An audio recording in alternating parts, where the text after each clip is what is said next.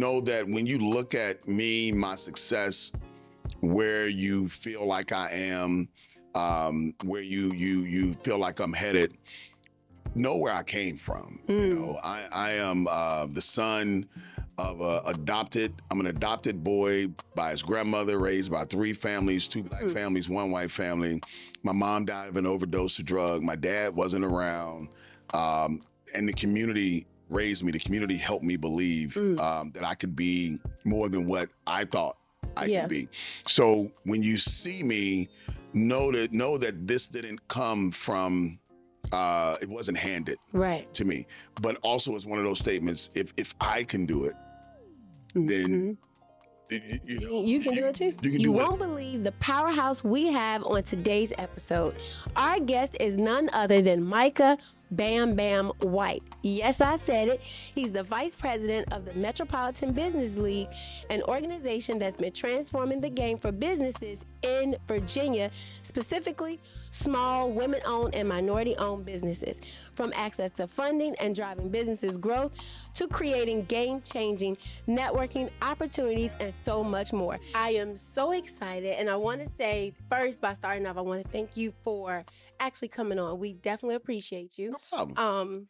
And I want to say you have a very impressive background, right? Okay. So first and foremost, you have over 25 years of experience in the entertainment industry. You've hosted the Tom Joyner Foundation Fantastic Voyage. You've appeared in both Denzel Washington's film Unstoppable, which is super exciting. I'm a Denzel fan. That's I think he's a part of my family. Should be a fan of him. Yeah. He's more incredible off camera than he is on camera. He has great movies. I love his stipulations around how he filmed. So I think that's awesome. And you appeared in the show Army Wives. Right, on Lifetime. Army Wives. I think a lot of people was watching Army Wives because we watched Army Wives. Yeah. That was a good show. Yeah. Among many other accomplishments. So I saw something that was really interesting. You help inmates at the Richmond City Jail, right? Right. So you equip them with life tools for employment after incarceration, Right. which I think is important. You have an extensive list of roles within the community. You sit on the board for, I say 8. Now, is it 8 different organizations? It's from the board to advisory councils, it's about 9. 9. Yeah. Okay, well, I might be missing one. So I got the vice president of the Metropolitan Business League. Right. I got the president at Backpacks of Love, director of the Richmond Volleyball Club. Right. Well, vice president of Richmond. Vice president. Okay, vice president, community advisor for the Girl Scouts. Yes. Okay, director of Ford Foundation. Board member for Foundation. That's Okay, right. Caritas and the Boys and Girls Club. Caritas, which we serve homelessness and addiction. Okay. And Boys and Girls Club. And I'm also on the advisory council for Virginia Housing Authority. Okay, wow, Virginia Housing Authority. Right. So with that, what do you do for Virginia Housing Authority? So I'm on the minority council where we make decisions that impact minority home buyers or renters, trying to keep vouchers in play because everybody can afford rent, trying to help curve evictions, trying to help people understand better housing buying policies and what the housing laws and rules are, because a lot of minority or underserved communities don't really have that type of advice. Right. So yeah, that's what the council that I'm on. That's good. And that's so true because a lot of times we're not educated in that area. So we don't know what's available to us and what we can do. You get in a rock and a hard place and you don't know who to speak to. And you don't know how you're protected. A lot of people think just because I wasn't able to pay my rent, that I'm done. But really there are some things and programs and ways that the system has to work before they just kick you out of a home. Yeah. But a lot of people with lower income don't really know that. No, they don't know that. I think that's important. That's really good. Important. Yeah. I want to say that I don't know how you found time to do all these different roles that you're doing. So my question is, where do you find the time to actually be, more impactful in all these roles? I think for me, it's if I make myself as an individual an impactful human, period, I think it'll lend itself to all of these different things that I do. For me, it's not about just stepping into whatever it is and becoming dominantly it. I think Micah Bam Bam White needs to be the dominant. And that way, everywhere I go, I bring a little bit of my personal impact to whatever that thing is. So, and as it pertains to, doing everything, I just focus on what's next. Right. Focus on what's next, focus on how I need to be as best prepared for whatever is next. Fortunately, everything I do has good people involved with it. So it makes it a little bit easier if I can't be as impactful as I want to be or desire to be, because we have great people around. That's good. Yeah. You do a lot. A whole lot. Yeah. I mean, 9 boards, right? Yeah. You might be missing one. I could be. You might be missing one. So again, I think if you become the dominant brand, you yourself, it's just like an entrepreneurship. I tell people, if you're a small business owner, you have to be the dominant brand, not what you're selling. It has to be you. Right. Then I think everything else sort of gets value from who and what you are versus you having to depend on that to bring value to you. That's good. That's important. Yeah. Yeah, that's a key right there. That's a jewel. So you said Bam Bam. I want to know, what is the journey behind Bam Bam, or, what does that mean? How did you get Bam Bam? Bam Bam is such an anticlimactic story, and I'm sorry to disappoint you. I'll have to get gay. I know everybody asks that question. How did you? It was a middle school nickname. We were playing a game one day in 8th grade, and everybody gave themselves a nickname. I gave my nickname was Bam Bam because of the little kid from the Flintstones, and I wanted to be the strong kid. And the game was, if you called someone by their real name that day, you were out, in 8th grade, like you out, but after that day, my nickname just stuck. And I think it stuck because I kept introducing myself as Bam Bam. Wow. I just never stopped doing it. Okay. And now I tried to drop Bam Bam in my 30s. I was, as a comedian, I was only Bam Bam. Nobody knew who Micah White was. I had a conversation. I was doing a show with this comedian by the name of Cheryl Underwood. And she yelled at me. She goes, "You can't be 50 years old introducing yourself as Bam Bam." So I was like, well, yes, I can. But I was like, what, Bam, you need to pipe down. So I did Micah Bam Bam White. And I was only going to do that for like a year or two. That way people would know who Micah White was. Right. And then I could just drop the Bam Bam. Now all of it is stuck. Now it's just Micah Bam Bam White. Okay, so it's with you now. It ain't going on since 8th grade. It's since 8th grade, right? Okay, that's awesome. Okay, so I did see that you were just awarded with the Community Passion Award. Was that from the Boys and Girls Club? Yeah. Okay, so for work done with the organization and the community. So how does it feel knowing that your work has not gone unnoticed within the community? It feels good. I mean, I can wholeheartedly say I don't do the work for the pats on the back, but I would be lying if I say the pats on the back didn't feel good. Right. It's not fuel to kind of keep on going. Right. If anything, sometimes when you don't get the pats on the back is when you go harder. Because you're like, oh, y'all don't notice me? Oh, y'all gonna see me. You know what I mean? And that's when you go a little bit harder. And I think also God sometimes God knows what God is doing when God holds that recognition or when God gives you that recognition. He knows when I'm gonna hold it because ego might get involved. But then he's like, I'm gonna give it to you because the humility is there for you to receive it at this point. So, the recognition, the plaques, and I gotta start taking better care of these recognitions. I was talking with my mentor, and he was making a point like, do you have everything that everybody has acknowledged you with? I was like, not really. I got 2 proclamations from 2 different mayors in the city of Richmond. I got a proclamation from Dwight Jones. I got a proclamation from LeVar Stoney. I have no idea what those certificates are. Really? You don't frame them? It's just kind of you go on to the next thing. Like I said earlier, it's like, okay, well, thank you. I appreciate this wholeheartedly. I know what happened. Right. But now let's just go to the next thing. What is the next thing? Yeah. Right. You keep moving because, you may feel a little bit of success, but it's like, I'm not where I want to be yet. And where I know God has put inside of me that I know I'm going to be. But every time I feel like I'm going to be something, whenever I get close to it, the needle moves further. You know what I mean? Like, I'm gonna have $1 million. I got 800,000. I'm gonna have $5 million. Not $1 million is no longer the goal, right? Right. So I think the recognition was definitely well received. It's good to know somebody's paying attention, but I don't do it for it, but I'm happy that I got it. That's good. Being an entrepreneur is so hard. There's always a new problem that you need to solve within your business, and it's always rooted to how can I make more money so that I can grow my business. But trust me, I know it's hard because of the many hats that you wear within your business every single day. I've helped countless business owners to solve this very problem with what I call profit, cash flow, and revenue drivers. These 3 key drivers are major to make your business move. This is truly the cheat code to making more money within your business. And if you see this working for you, schedule a call with me today by clicking the link below, within the description, or the comments.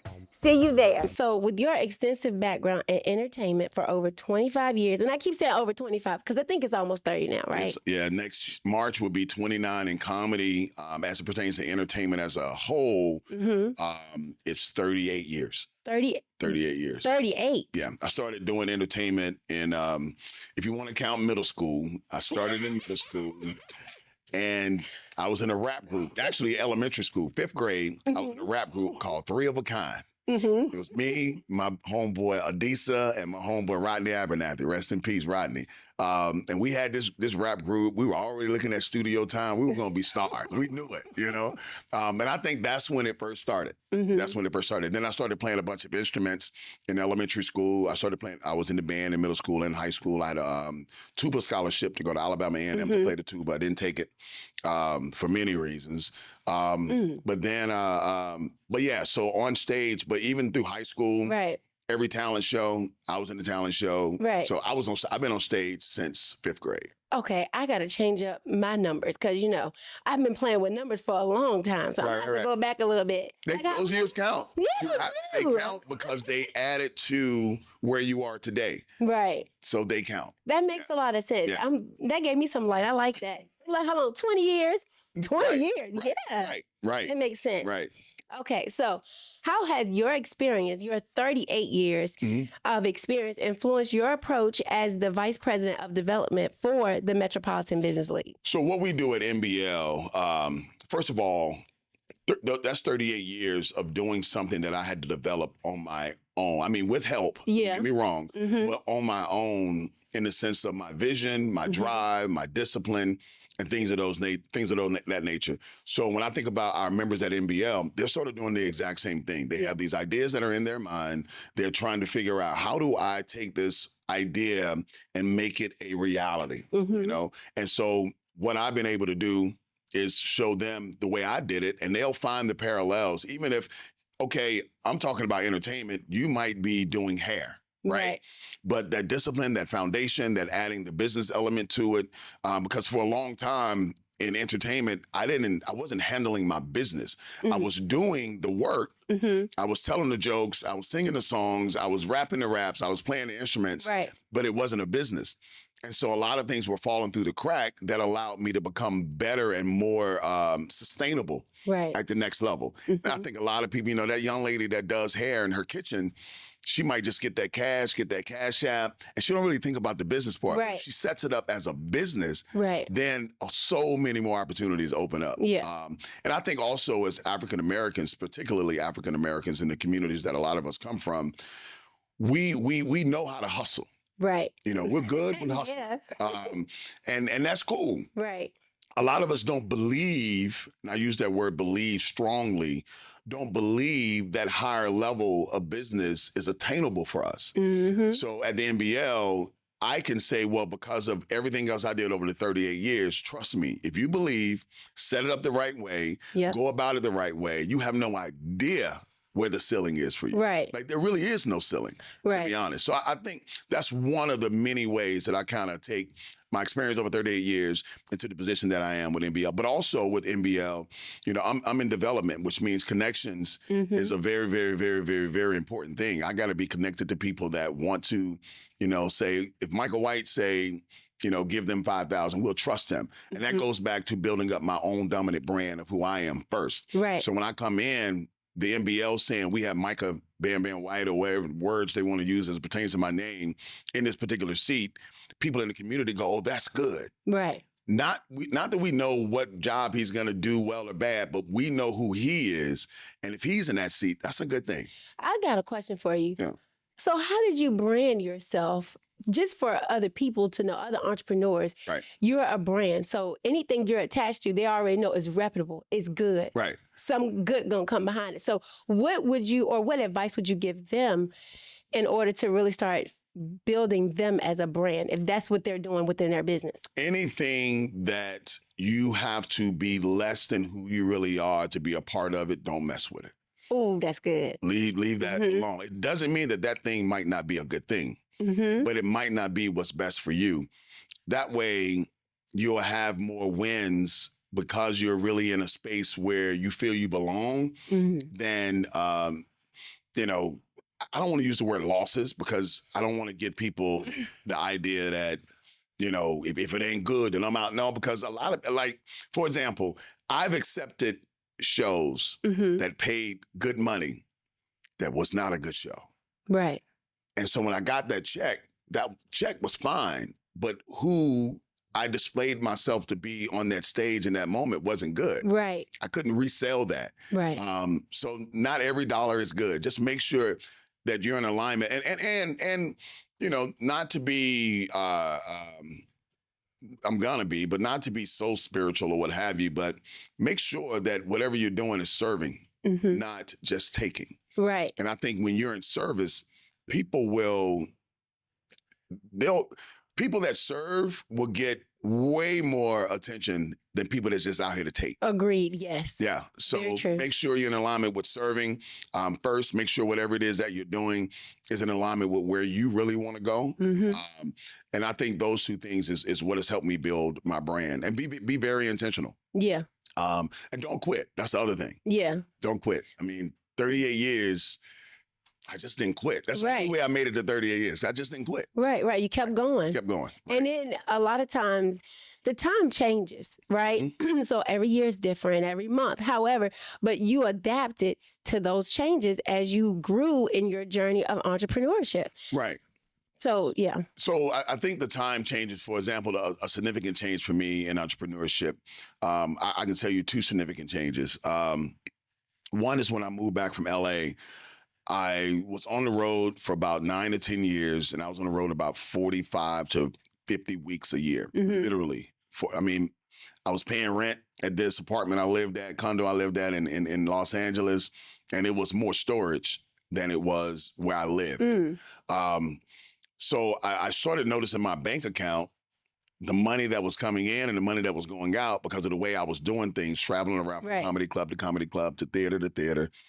And I was like, there's got to be a better way to do this. So a friend of mine was doing corporate comedy.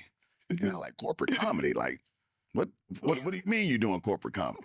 He explained to me, well, I'm doing these conferences, I'm doing this. Then he told me how much money he was making. And I was like, it might be, he might be on to something. So I moved back to Richmond by mistake. I was moving from LA to New York, stopped in Richmond to perform at the Richmond Funny Bone. Was only supposed to be here for 3 days. I'm still here, 12 years later. But the thing I did when I moved back, when I noticed I was going to be back for a little while, I didn't think I was going to be back for 12 years. When I noticed I'm going to be back for a little while, to change my brand, I joined the Chamber of Commerce as a comedian, knowing that the Chamber of Commerce was a collective organization of all the dominant businesses in the city of Richmond. So I knew if I put myself in that space, introduced myself to the chamber as someone that was reputable and can be trusted with the microphone to represent the chamber, that would put me in front of all of the businesses that I wanted to now do business with. So the chamber, it happened. They put me in front of the forum group one day to do a presentation on Richmond, city of Richmond, and all the development that it had had and progress that it had. And the forum group they're the money. That's your U-Crops, that's your Tallheimers, that's your S&K. That's the money of Richmond, Virginia. I did a little portion, and from that little portion, gigs started coming out of it. Then they shipped. Then they sent me to San Diego. They sent me to San Diego in 2012, and this was what's called an inner city visit. So at the inner city visit, they trusted me with the microphone. So I had the mic. So I was the one doing all the entertainment for that week. I was the one doing the recaps for everything that week.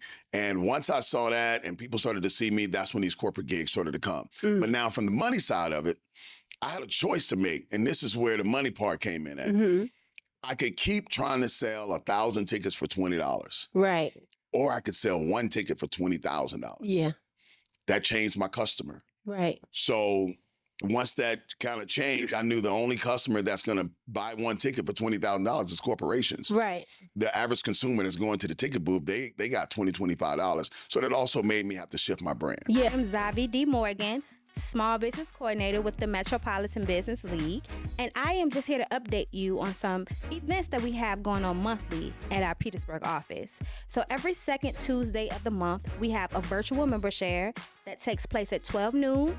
Everyone, all members all over can attend. And on the third Wednesday of the month, we have our MBL Day of Service that takes place at our Petersburg location from 10 a.m. to 3 p.m. Next up is our Empower Hour, and that takes place on Thursdays, the fourth Thursday, from 6 to 7 p.m. I would love it if you came. I would love it if you shared this information. See you soon. That is so important. When I talk to a lot of entrepreneurs, that's where they are. I'm like, look, you want to do more work or less work? Right. Becoming the CEO requires you to do less work, but you got to be strategic. Right. So how many customers do you need? So they come to me, they need 200-300 clients. Okay, when we're done, now they need 40. Why? Because you've changed a few things within these drivers. Right. So that is so important. That's a nugget right there. Yeah. What I like to tell people when I'm working with entrepreneurs is name your price, then find your customer. Yeah. I think too often we find our customer and then try to negotiate a price. Right. And it's not really your customer. It's not really your customer. Right. Lexus is not trying to sell Lexuses to Ford customers. They're going to tell you to go to Ford. It is what it is. If you got $4, it's okay. Right. But if I'm Lexus, I'm not moving myself down to adhere to you. I'm bringing in the customers I know want what I have to offer. Right. That's good. I like that. Yeah. So you did tell us a little bit. Well, actually a lot, but what does the Vice President of Development do? Like, is there specific things that you do that people can see you at, or? Well, the Vice President of Development, what my job is to make sure that the money's in the house, to keep the ship moving. Make sure the connections and the partnerships out there in the community to keep us visible and keep us doing the work that we strive to do as an organization, and also come up with the fiscal plans of attainment. Like, how do we, like we're in Petersburg right now. Petersburg City has been a phenomenal partner with us for us to be in this space. Well, it costs money to be in this space. Right. So how do I make sure that my relationships with the mayor, with the council people are in good standing so we can continue to get the funding? And then also we got the people in the right place like Zavi and others that make sure the impact is happening. Right. So that when I go back to the meeting with the mayor or the council person and they say, well, we say, no. Here you go. Hey, the work is we're doing the work. Yeah. So that's my job as development. And also find new markets for us to go in strategically that we can also make an impact with what we do. That's good. That's important because that's how your organization grows. Right. So that's important. It's very impressive that the Metropolitan Business League has been serving entrepreneurs for over 55 years. Is that right? That's right. 55 years. Right. So what are the key benefits for businesses, particularly who you guys target, small, women-owned, minority-owned businesses, when they join the MBL? What can they expect? Well, I think when you join the MBL, first of all, you can't expect support. We have 3 pillars: education, capital access, and procurement. The education aspect, that's for everybody. Okay. Right? The capital access, again, we're in business. That's for everybody. The procurement part is there are a lot of major corporations that spend money on small businesses to come in and do different jobs within their company. We want to be the dominant connector for those businesses, small business. Like if you might be a cleaning service. Mm-hmm. Well, how can we help you be the cleaner of 6 floors at Dominion Energy? Gotcha. You know, you might be an electrician. How can we make sure you're the house electrician for whatever business it is? Right. So how do we connect you with other income resources that come from a more dominant space than just doing business only with other small businesses? Right. So is there a process that when they come and join the MBL that they have to go through in order to be able to be a part of or get procurement? So first thing we do is we do an assessment. So when you become a member, we do an assessment to kind of see where your business is. Okay. Once we do an assessment, we let you know from that point what you might need to become more capital access ready, more procurement ready, because you might not have all the paperwork in order. You know, you said, well, I've been in business for 22 years. And I said, okay, all I need is 3 years of your taxes for the last 3 years. Well, I mean, 1 year was one of my business, the other year, you know. So we just want to help you understand what it takes to really level up. Yeah. And help you, again, raise your level of belief that you can level up. Right. So those that I would say getting you ready. Then once we know you're ready, then we try to figure out some capital access aspect for you, whether it's with Bridging Virginia, whether it's with LIST, with CDFI loans, which are small interest rate loans, whether it's with Kiva, which is a no interest rate loan, but it's a community loan. And we try to figure out where you are. Then we have grants. So for example, here in Petersburg, we're working to give away $60,000 to 6 different businesses, but they have criteria that they have to follow. Right. You know, and so it's our job to get you ready. It's not our job to say, oh, you're not ready, holler back when you're ready. It's our job to find where you are, get you ready, and then push you to the next level. That's good. That's a lot of support right there. Right. A lot of times they don't know what direction to go in. So the MBL is giving you direction. Right. Because like myself, I'm a CFO, so I'm an advisor. You don't come across advisors that work for small and medium-sized businesses. They help incorporate be strategic. Right. So you guys offer a sense of that to help them, especially when they're starting. Well, startup, they don't help startups, so it's important. Startup can't help a startup. Yeah. It's just the reality of it, right? Yeah. Because their startup is trying to get their stuff together. Right. Yeah. That is so true. So this question, the people want to know, what can we expect to see in terms of growth in the Petersburg and Tri-Cities areas? So first of all, Xavier is doing an incredible job along with the partner of ours, our brother by the name of Martin Short, and creating a connective aspect of this area. When you think about small towns, cities, counties like Prince George, Hopewell, Petersburg, Emporia, Brunswick, working in silos, I'm not going to say it doesn't work, but I think you're losing a lot if you can't just work together somehow. Yeah. So we've created an ecosystem down here that we're working to connect everything together so that all entities can not only be a benefit of one another, but can be a benefit to one another. Right. Cross the resources.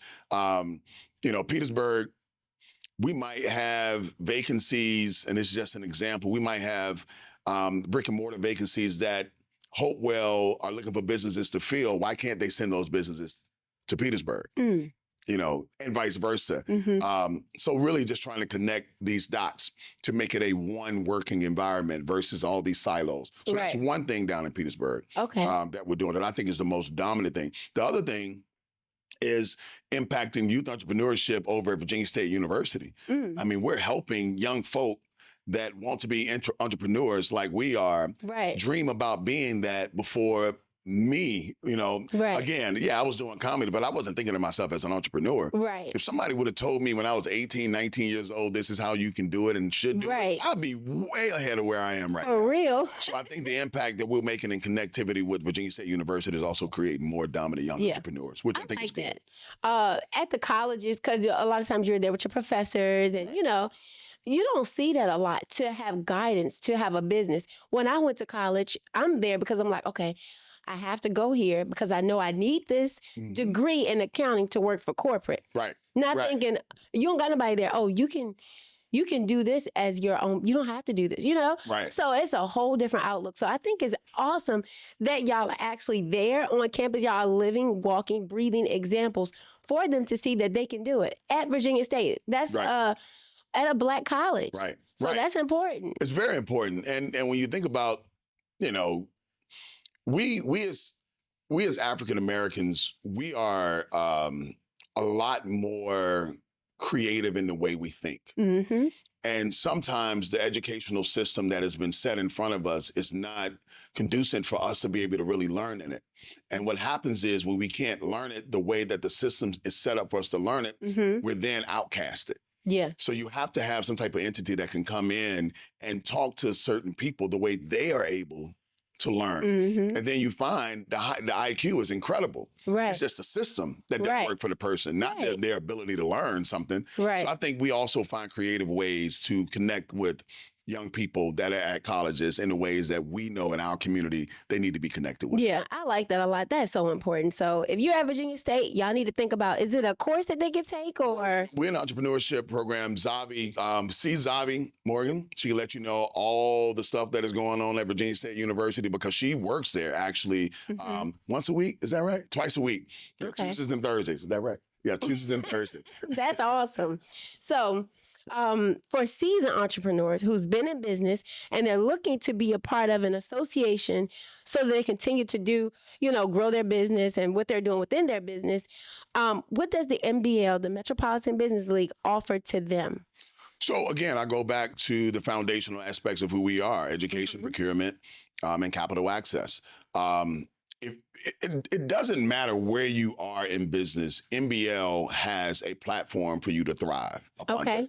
If you are a multi-million-dollar business, we got you. We got something for you. We can make you a community partner. We can make sure your presence is out there a lot more.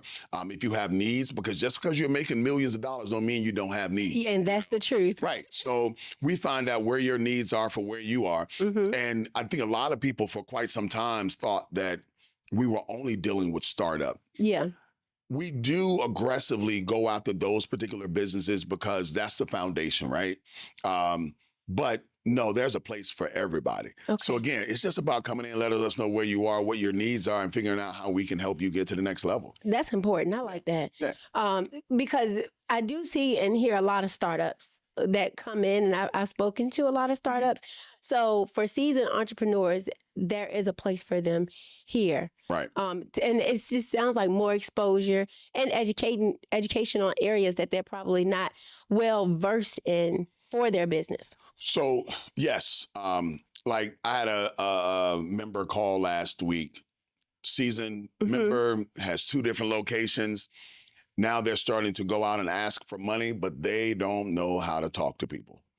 So now they need help with understanding how to go about putting words together. I mean, simple stuff like that. Right. Because they're stepping out, Right. So all of that, we whatever you need, we got it.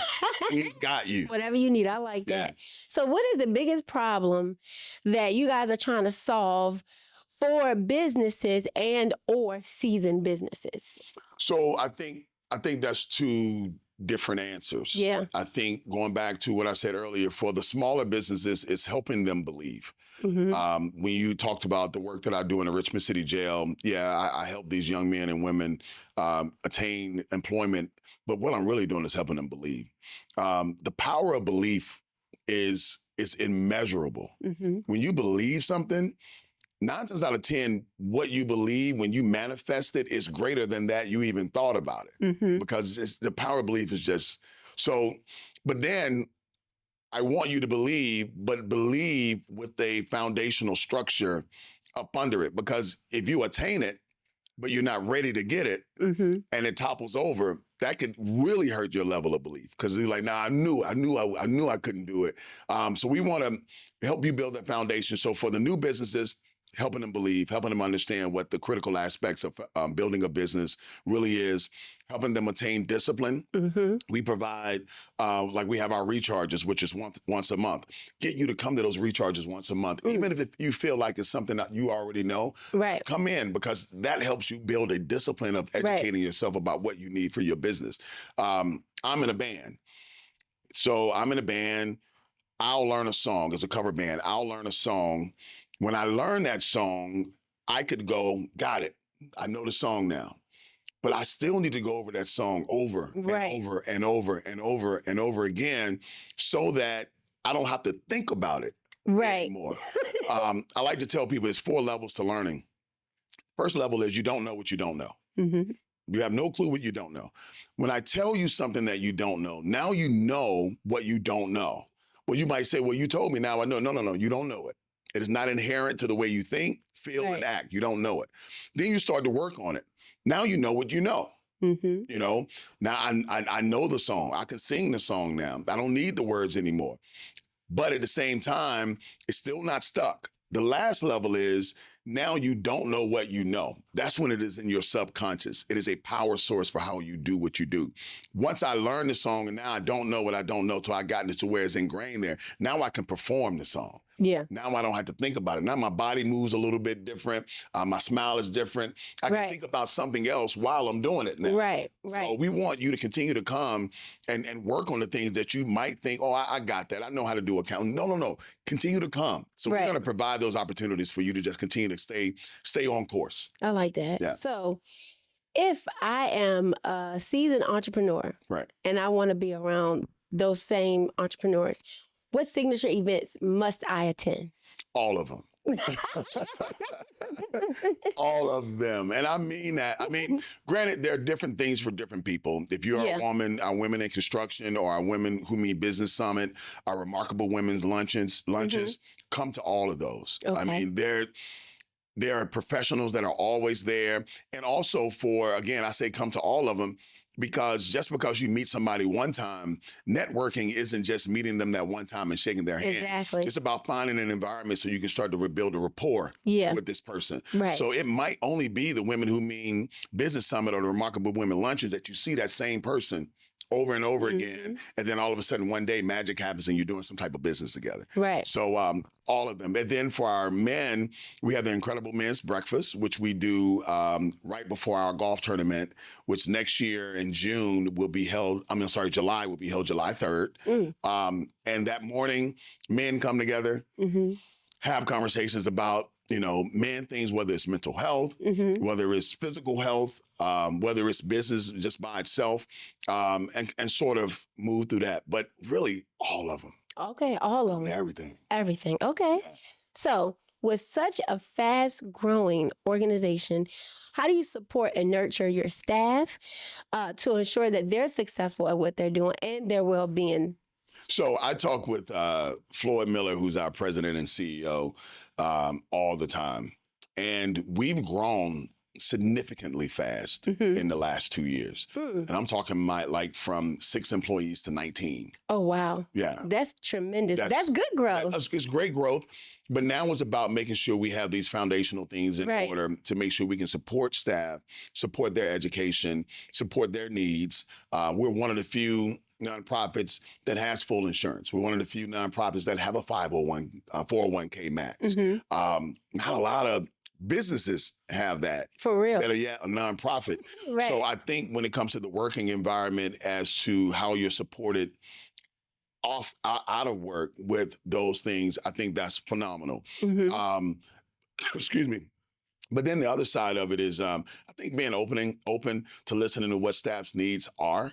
I think we have a pretty good open door policy. I don't think anybody feels like they can't talk to somebody if they need something or have an issue or even want to share something great, because it's not always about, something's going wrong. Sometimes it's things that are going great. It needs to be out there. Yeah. So I think Floyd does a pretty good job. That's awesome. Yeah. That's good. Support is so needed, especially for staff, because you want to feel the camaraderie and that community because that's what keep people employees and make them want to stay. It's like, oh, this is my home. This is my second home. Right. And know that you are valued as a human more than your title. Yeah, that's true. You hear that a lot. They like, well, you leave today, they're going to replace you tomorrow.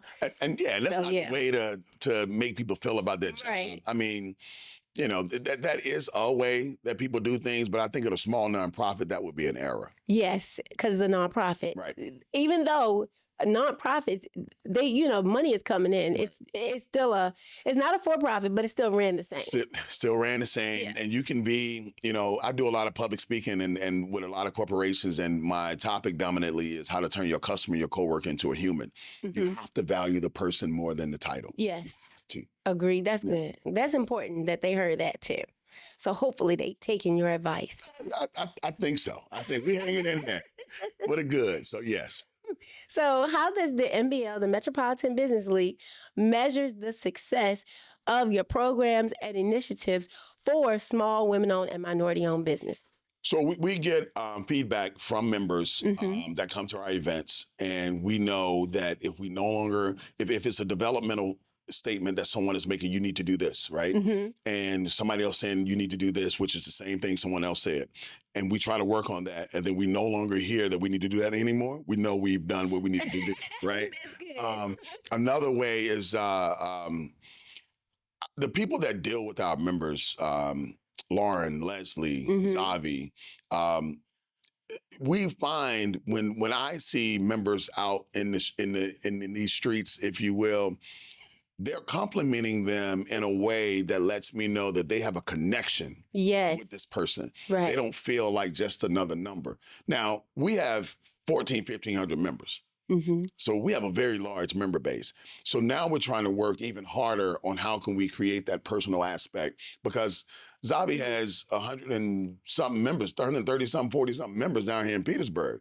Right. She's not going to be able to know all of them by name. Right. But we want all of them to feel like they're known by name. Right. You know? So we're trying to figure out how do we increase capacity to be able to do that. Yeah. But yeah, we just got some good people that work for us. That's good. And the people's, you have to be a people's person. Yeah. So those are your best ones right there. Yes. You know. Yes. So I want to just ask you, what are some interesting facts about your journey that you think would inspire others in the community?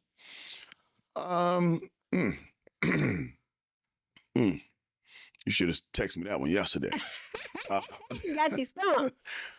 What do you want them to know? I think to know that, you know, and this sort of can be considered a redundant statement that a lot of people say, but know that when you look at me, my success, where you feel like I am, where you feel like I'm headed, know where I came from. You know, I am the son of I'm an adopted boy by his grandmother, raised by 3 families, 2 black families, 1 white family. My mom died of an overdose of drug. My dad wasn't around. And the community raised me. The community helped me believe that I could be more than what I thought I could be. So when you see me, know that this didn't come from, it wasn't handed to me. But also it's one of those statements, if I can do it, then you know, you can do it too. You can do whatever it is that you have inside of you that you want to do. Again, find discipline, create a foundation, and lastly, just don't quit. Right. This is what not quitting looks like. Yes. I like that. Yeah. Start, what you said, find discipline. Find discipline. Create a foundation. Create a foundation. And don't quit. And don't quit. Those are some 4 important key steps. Yeah. It will help you. Because you got to start. I mean, we miss 100% of the shots we don't take. So you got to take the shot. Yeah. I always say, once you at least take that first step and just do it the first time, the next time will be easier. Then it'll be easier. Right. Yeah. And then you won't feel like an imposter, even though you know it, but you won't feel like an imposter. Man, it's second nature. I still to this day fight imposter syndrome. Yeah. And I think that's because you're growing. We all are. So if you don't fight imposter syndrome, you're not growing. You're not growing. That's right. That's right. That's right. Facts. So, okay. According to most data now, 45% of businesses, they don't make it to their 5th year anniversary. And 80% of Black-owned businesses fail within 12 to 18 months. So you've been able to beat all those odds. And I think I got this. What is your biggest secret for beating those odds? I think you just told me, which was those 4 key key elements. But I'll add to that too. Put yourself around people that have done what you're trying to do. Because that's who can really show you how to get to where you're trying to go. You know, I've read many self-help books, and I've learned earlier, if I read a self-help book by somebody that didn't do what they're trying to help me do, I might not be reading an effective book. Now, it doesn't mean that what they have to say might not be right, but if I want to become a millionaire, I'm not going to listen to a dude that made $10,000 writing a book about being a millionaire. I want to listen to a dude that became a millionaire. Right. You know, if I so put yourself around the people that have gone and that are in ahead of you. Right. Where you're trying to go. So that would be the only other thing I would add to those. That's important because a lot of times they don't understand that. So when they're trying to get to a certain place, when you look around, none of those people are around and you're wondering why you're stuck. Right. So that's important. Right. I like that. So I just want to thank you for coming on and giving some of your time today because I know you are very busy. Oh, good. So thank you again. This is good. This is good. Putting information out there for people to grab and hold on to. And thank you for having me. And thank you for doing what you're doing. Yeah, it's critical. It's very critical to get so many different voices to share their insight, their vision, their nuggets with the people. Yes. This is good. What you said so much powerful stuff. Hopefully they can at least take a quarter of the things you said and implement it. It'll drastically change their journey. And join the MBL. We got you. Right. Thank you. So thank you. You got it. Yeah.